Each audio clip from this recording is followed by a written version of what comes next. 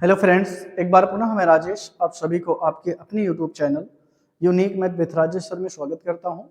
Friends, आज हम सब क्लास 10th मैथ एनसीईआरटी के चैप्टर नंबर 5 समांतर श्रेणी यानी अर्थमेटिक प्रोग्रेशन पर चर्चा करेंगे। ठीक है, तो आज हम इस चैप्टर के प्रश्नावली 5C के प्रश्न नंबर 14 से लेके 17 या 18 तक के प्रश्नों पर चर्चा करेंगे।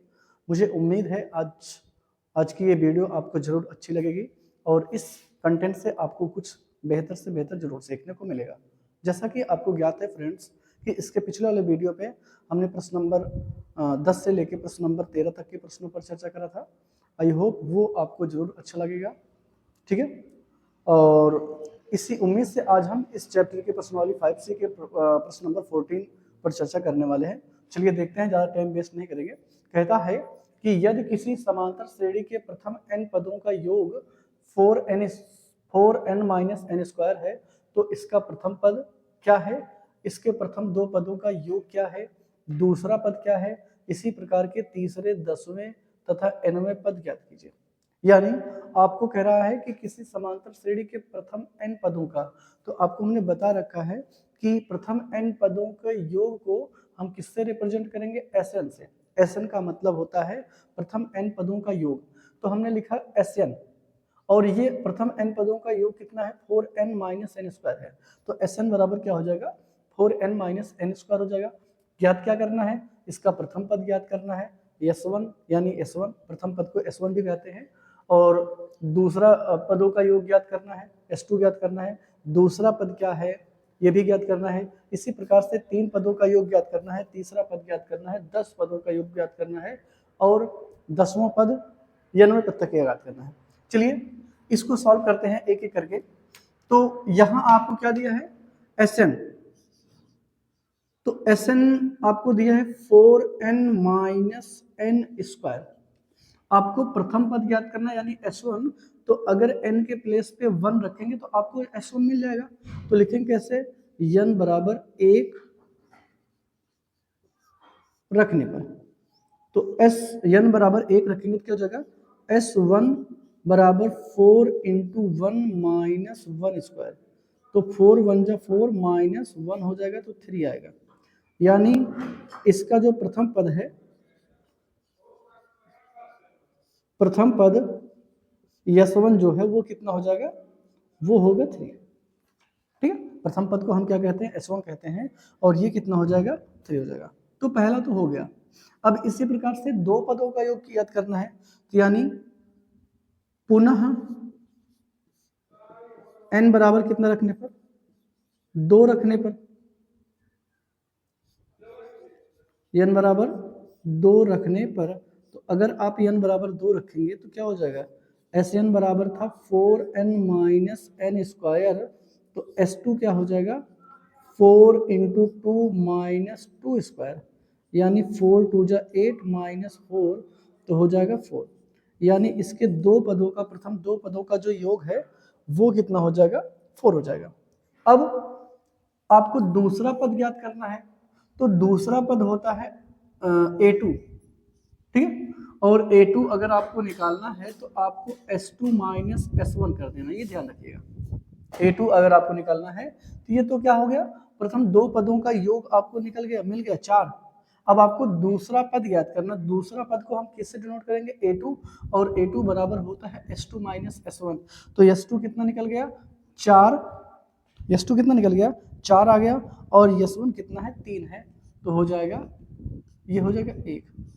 यानी इसका जो दूसरा पद है वो कितना हो गया, 1, दूसरा पद हो गया 1। ठीक है, अब इसी प्रकार से हमें तीसरे पदों का योग ज्ञात करना है, प्रथम 3 पदों का योगफल ज्ञात करना है। तो अगर प्रथम 3 पदों का योगफल ज्ञात करना, तो n बराबर कितना रखेंगे, 3 रखेंगे, तो n बराबर 3 रख दीजिए। n बराबर 3 रखने पर, तो अगर n बराबर 3 रखेंगे तो आपको दिया था Sn बराबर कितना, 4n माइनस n स्क्वायर, तो हो जाएगा S3, तो 4 इंटू 3 माइनस 3 का स्क्वायर, तो हो जाएगा 4 3 जा 12 माइनस 9 हो जाएगा, और यहाँ से आएगा 3, यानी S3 आ गया। ठीक है, अब ये क्या हो गया, S3, S3 का मतलब है प्रथम 3 पदों का योग, S3 का मतलब है प्रथम 3 पदों का योग। अभी आपको प्रथम 3 पदों का योगफल निकालने के बाद तीसरा पद भी ज्ञात करना है, तो तीसरा पद का मतलब होता है a3 और a3 बराबर हो जाएगा s3 माइनस s2। जो पद निकालना है उसके प्रथम पदों के योग में से उसके पहले वाले पदों का योगफल को घटा देंगे, यानी s3 में से s2 को निकाल देंगे।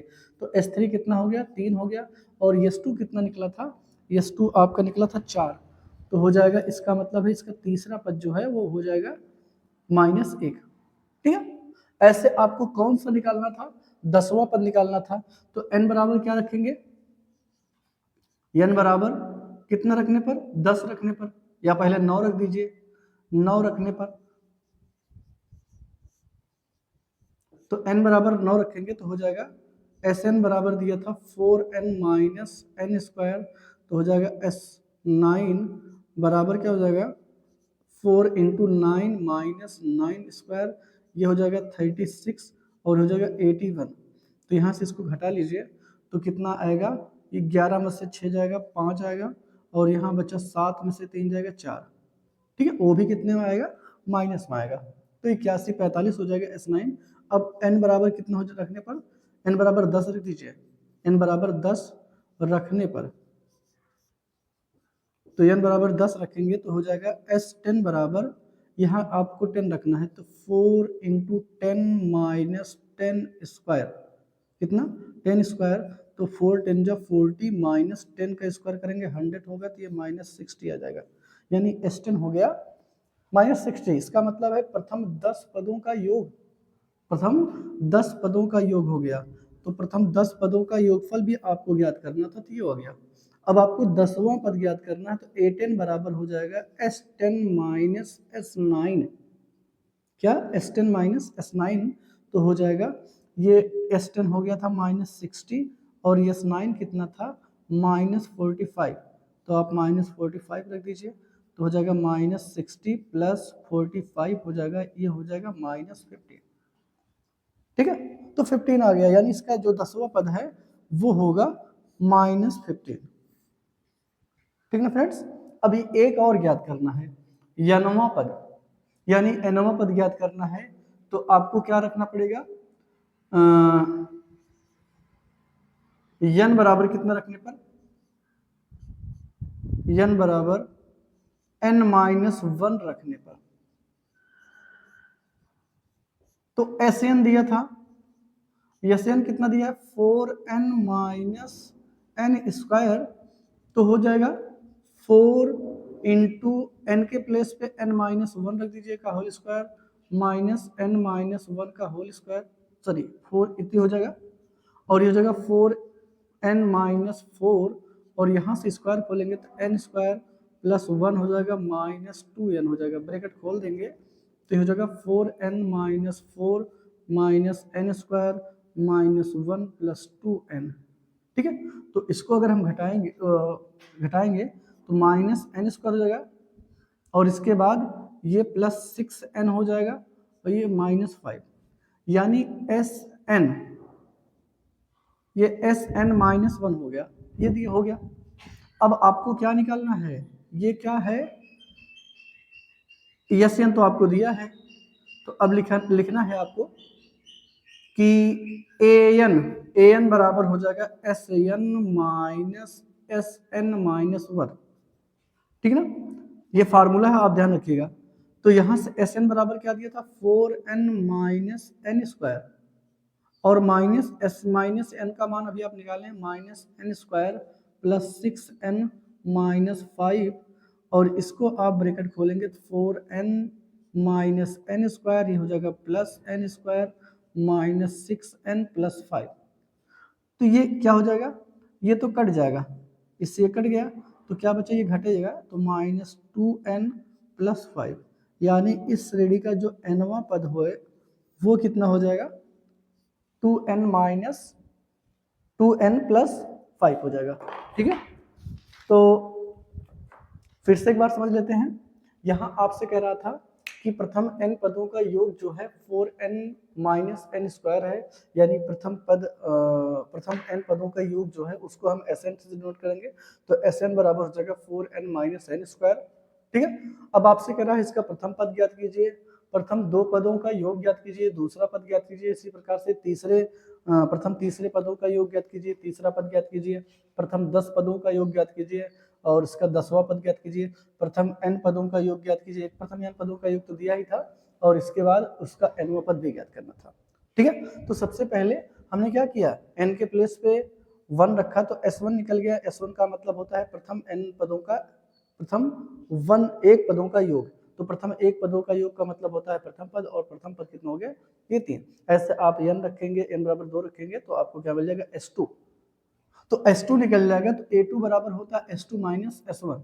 ये किस फार्मूले पे चल रहा है, एक फार्मूला होता है कि AN बराबर SN माइनस N माइनस 1, इसी फार्मूले से ये निकला। ठीक है, तो उम्मीद है आपको ये जरूर अच्छे से समझ में आया होगा। ठीक है फ्रेंड्स, चलते हैं इसके अगले प्रश्न पर।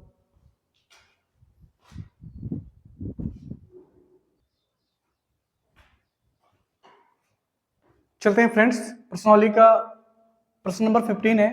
कहता है कि निर्माण कार्य से संबंधित किसी ठेके में एक निश्चित तिथि के बाद कार्य को विलंब से पूरा करने के लिए जुर्माना लगाने का प्रावधान इस प्रकार है कि पहले दिन का जुर्माना 200 रुपए, दूसरे दिन के लिए 250 रुपए तथा तीसरे दिन के लिए 300 रुपए आदि, अर्थात प्रत्येक उत्तरोत्तर दिन का जुर्माना अपने से ठीक पहले दिन के जुर्माने से 50 रुपए अधिक है।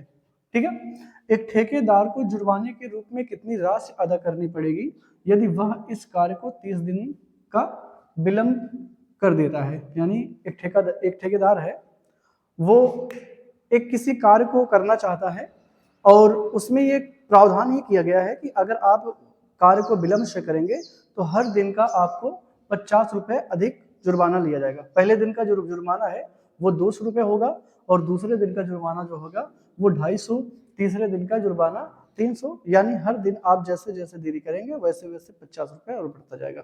ठीक है, तो यहाँ से एक बात तो कंफर्म होती है कि पहले दिन का जुर्माना जो है वो 250 रुपए है, यानी ये हो जाएगा प्रथम पद।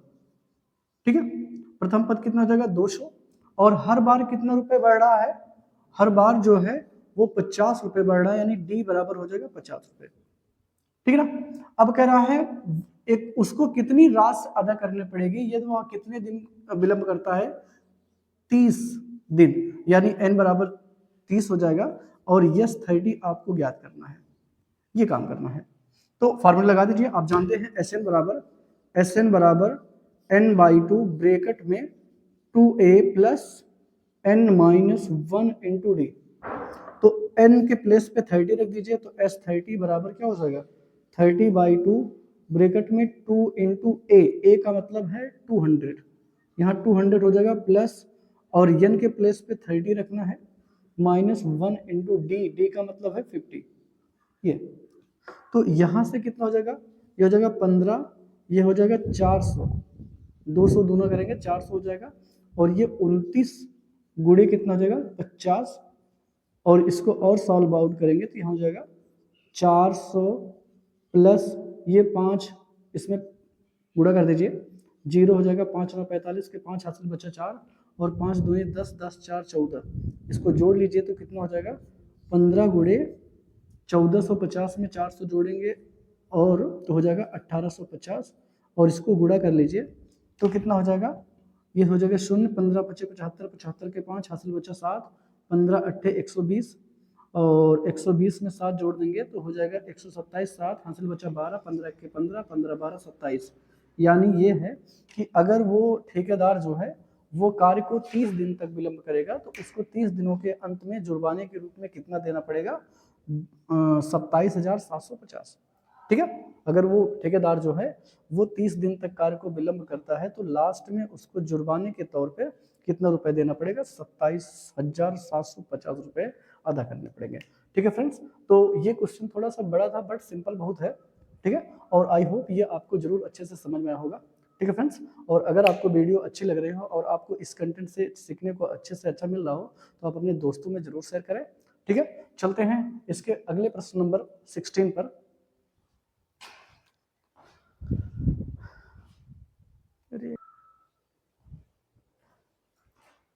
चलते हैं फ्रेंड्स प्रश्नावली 5C का प्रश्न नंबर 16 है। कहता है किसी स्कूल के विद्यार्थियों को उनके समग्र शैक्षिक प्रदर्शन के लिए 7 नगद पुरस्कार देने के लिए, यानी कितना पुरस्कार देना है? 7, यानी n बराबर हो जाएगा 7 नगद पुरस्कार देने के लिए 700 रुपए रखी गई, यानी ये है S7, उन 7 पुरस्कारों का जो योग है वो कितना है? 700 रखी गई, इतने रखा गया।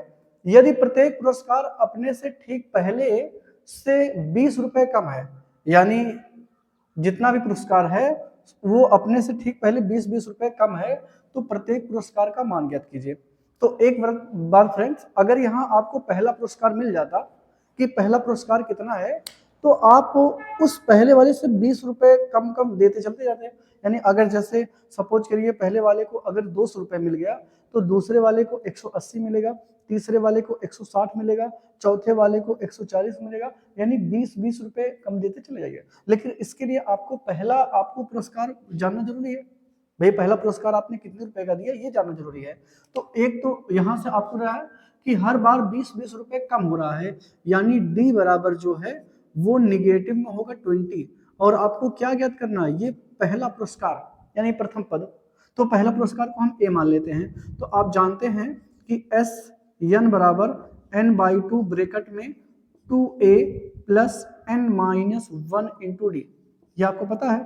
तो n के प्लेस पे 7 रख दीजिए, तो हो जाएगा 7/2 ब्रैकेट में 2a प्लस 7-1 इंटू ये डी हो जाएगा। ठीक है, तो S7 के प्लेस पे कितना जाएगा? 700, क्योंकि S7 में इसका मतलब है जो 7 पुरस्कारों का योग है, टोटल जो 7 पुरस्कार दिए जाते हैं उनका मान जो है टोटल कितना है? 700 रुपए। तो ये हो जाएगा 7/2, ये पहला पद आपको ज्ञात करना है। धन ये 6 इंटू डी की वैल्यू कितनी है? निगेटिव में 20, क्योंकि भाई 20 रुपए कम हो रहा है। तो ये हो जाएगा, ये इधर ये क्या है? ये गुणा है, इधर ये भाग, इधर भी गुणा हो जाएगा, और इधर ये भाग, ये गुणा इधर भाग हो जाएगा, यानी हो जाएगा 702/7 बराबर ये हो जाएगा 2a माइनस 120 हो जाएगा। तो ये कटेगा 100 हो जाएगा, और ये गुणा होगा 200 हो जाएगा। तो 200 बराबर 2a माइनस 120, ये इधर आ जाएगा, तो ये जगह 200, इधर ये प्लस होगा, यानी 120 प्लस में हो जाएगा, और ये 2a, यानी इसको जोड़ेंगे तो हो जाएगा 320। 320 बराबर कितना हो जाएगा? 2a, और 320/2 बराबर क्या हो जाएगा? a, यानी 160 बराबर क्या हो जाएगा? a। यानी आपको एक बात तो कंफर्म हो गई कि जो प्रथम पुरस्कार है वो कितना हो जाएगा? पुरस्कार है वो 160 रुपए हो गया। अब दूसरा पुरस्कार क्या होगा? तो आप यहां लिखे हैं दूसरा पुरस्कार कितना होगा? 120 कम कर दीजिए, यानी 140। ठीक है, तो पुरस्कार क्या हो जाएंगे? इसी प्रकार पुरस्कार जो हैं वो क्या हो जाएंगे? यानी प्रथम पुरस्कार 160 रुपए होगा, दूसरा पुरस्कार कितना होगा? 140 रुपए, तीसरा पुरस्कार 120 रुपए, चौथा पुरस्कार 100 रुपए, पांचवा पुरस्कार 80 रुपए, छठा पुरस्कार 60 रुपए, और सातवां पुरस्कार जो है वो 40 रुपए। ठीक है फ्रेंड्स, तो यहाँ आप उम्मीद करता हूँ आपको जरूर अच्छे से समझ में आया होगा। ठीक है फ्रेंड्स, तो बड़ा ही अच्छा प्रश्न है, और हमने इसको आपको सरल से सरल लैंग्वेज में समझाने का प्रयास करा है, और मुझे विश्वास है आपको जरूर समझ में आया होगा।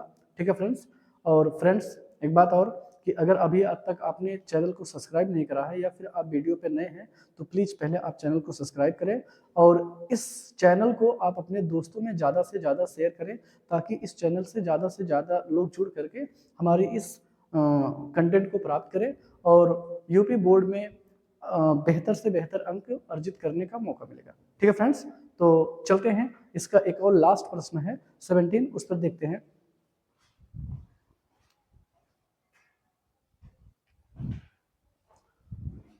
चलते हैं फ्रेंड्स, प्रश्नावली 5C का लास्ट प्रश्न 17 है। क्या है फ्रेंड्स? कहता है एक स्कूल के विद्यार्थियों ने वायु प्रदूषण कम करने के लिए स्कूल के अंदर बाहर पेड़ लगाने के बारे में सोचा।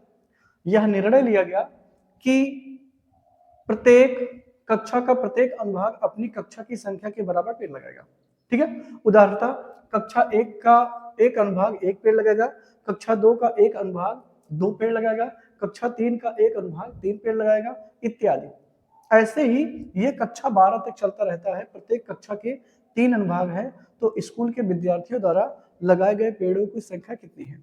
ठीक है, फिर सिंपल सा क्वेश्चन है कि एक कोई स्कूल है, ठीक है, उस स्कूल के विद्यार्थियों ने वायु प्रदूषण को कम करने के लिए यह सोचा कि हम स्कूल के अंदर और बाहर पेड़ लगाएंगे, और इस पेड़ लगाने के लिए सोचा गया कि प्रत्येक कक्षा का जो विद्यार्थी होगा वो अपनी कक्षा की संख्या के बराबर जो है पेड़ लगाएगा। यानी कक्षा 1 वाला बच्चा जो है वो सारे मिलके 1 पेड़ लगाएंगे, 2 के जो बच्चे होंगे वो 2 पेड़ लगाएंगे, 3 क्लास के जो बच्चे होंगे वो 3 पेड़ लगाएंगे, 4 कक्षा के जो बच्चे होंगे वो 4 पेड़, यानी ऐसे 12 तक चलता जाएगा। और एक बात और क्लियर कही गई है कि प्रत्येक कक्षा के 3 अनुभाग यानी भाग ए, भाग बी, भाग सी, प्रत्येक यानी कक्षा 1 के 3 सेक्शन है, बी के भी 2 के भी 3 सेक्शन है, कक्षा 3 के भी 3 सेक्शन है, ऐसे ही कक्षा 12 तक के जो है टोटल कितने हैं, 3-3 सेक्शन है। तो अच्छा, ये बताइए, एक बात तो कंफर्म है कि अगर हम कहें कि एक वाला जो है कक्षा 1 के कितने अनुभाग हैं, 3 अनुभाग हैं, तो एक का जो कक्षा 1 है वो कितना पेड़ लगाएगा तीनों सेक्शनों द्वारा। तीनों सेक्शन जो हैं वो एक एक पेड़ लगाएंगे तो 3 पेड़ लगेगा। अच्छा, 2 के कितने अनुभाग हैं, 3 अनुभाग हैं, और प्रत्येक सेक्शन जो है 2-2 पेड़ लगाएगा, तो कितना पेड़ लगाएंगे वो 6 पेड़ लगाएंगे। और 3 में जो है कक्षा 3 के जो है वो भी 3 सेक्शन है, वो 3-3 पेड़ लगाएंगे तो 9 पेड़ लगाएंगे। ऐसे 4 में जो है कक्षा 4 के 3 अनुभाग हैं, वो भी 4-4 पेड़ लगाएंगे, तो 4-3 12, ऐसे ही चलता जाएगा। और लास्ट में 12 वाले कितने पेड़ लगाएंगे, 12 के 3 अनुभाग हैं, तो यानी तीनों अनुभाग जो है 12-12 पेड़ लगाएंगे, तो 36 पेड़ लगाएंगे 12 वाले। ठीक है, तो यहां से एक बात तो कंफर्म होती है कि a बराबर कितना है, 3 होगा, d बराबर आप निकाल सकते हैं, 3-3 बढ़ रहा है, यानी a2 माइनस a1 की हेल्प से आप कर सकते हैं 6 माइनस 3, तो यानी 3 आएगा, d का मान भी 3 आएगा, और लास्ट टर्म an जो है वो कितना है, 36 है। तो सबसे पहले आप क्या निकालोगे, यहां से n का मान निकालोगे। ठीक है, n का मान निकाल लीजिए, और जब n का मान निकल जाएगा तो आपको क्या करना है, Sn फाइंड कर लेना है। तो यहां से पहले an का फॉर्मूला लगा दीजिए। an बराबर क्या जानते हैं, an बराबर a plus n minus 1 into D. तो an का मतलब है लास्ट टर्म, और लास्ट टर्म कितना है 36 बराबर प्रथम पद कितना है 3, n का मान ज्ञात करना है, और d का मान भी कितना है 3। देखिए, a का मान भी 3, d का मान भी 3, और an का मान 36, n का मान ज्ञात करना है। इधर ये प्लस इधर आके माइनस हो जाएगा, यानी 36 माइनस 3 हो जाएगा, और ये n माइनस 1 इंटू 3 हो जाएगा, ये 33 हो जाएगा, 36 में से 3 जाएगा 33, n माइनस 1 इंटू 3 हो जाएगा, और इधर ये गुणा इधर आके भाग, यानी 33 बटे में 3 बराबर क्या हो जाएगा, n माइनस 1, तो 11 बराबर क्या हो जाएगा, n माइनस 1, यानी n बराबर कितना हो जाएगा, 12। तो इसको लगाने की जरूरत नहीं थी, फिर भी वैसे 12 क्लास 1 से 12 तक क्लास जो है टोटल 12 क्लास बनती है, तो n बराबर 12 वैसे भी हो जाता, लेकिन यहाँ आप ज्ञात कर लेंगे ज़्यादा बेटर होगा। ठीक है, तो आपको निकालना है SN। तो SN बराबर आप जानते हैं एक फॉर्मूला होता है n/2 ब्रैकेट में 2a plus n minus 1 sorry a plus l होता है। ठीक है, तो SN का मतलब है, n का मतलब है कितना 12, तो 12 रख दीजिए, ये 12/2 हो जाएगा, और a का मतलब है प्रथम पद, और प्रथम पद कितना है 3, और अंतिम पद कितना है 36। ठीक है, तो हो जाएगा ये 6 हो जाएगा, और ये हो जाएगा 36 3 39, यानी गुणा कर देंगे 6 9 54 के 4 हासिल बचा 5, और 36 18 18 5 23, यानी 234। तो वो विद्यालय के जो बच्चे होंगे वो टोटल कितना पेड़ लगाएंगे, 234। ठीक है फ्रेंड्स, तो आज आपकी ये 5C प्रश्नावली समाप्त होती है यहीं पे। टोटल इसमें 17 प्रश्न थे, और हमने इन 17 प्रश्न को वीडियो वाइज डाल रखा है, 2-2 3-3 प्रश्न करके आधे घंटे का वीडियो बना के डाल रखा है, और उनको हमने सरल से सरल लैंग्वेज में समझाने का प्रयास करा है। और अगर आप उसको देखेंगे, आप इस चैनल से जुड़ेंगे, तो मुझे विश्वास है कि आप हाई स्कूल में के जो बोर्ड है उसमें आप बेहतर से बेहतर अंक अर्जित करेंगे। ठीक है, तो आप उससे जुड़िए और उसको कंटेंट को देखिए, मुझे विश्वास है कि आप उससे जरूर कुछ ना कुछ बेहतर सीखेंगे। ठीक है फ्रेंड्स, तो और एक बात और फ्रेंड्स, अगर आपको वीडियो अच्छी लगी है तो आप अपने दोस्तों में जरूर करें, साथ में बेल आइकन को जरूर प्रेस करें ताकि कोई भी वीडियो अपलोड की जाए तो वो आपको सबसे पहले पहुंचे। ठीक है, चलते हैं। तो थैंक्स।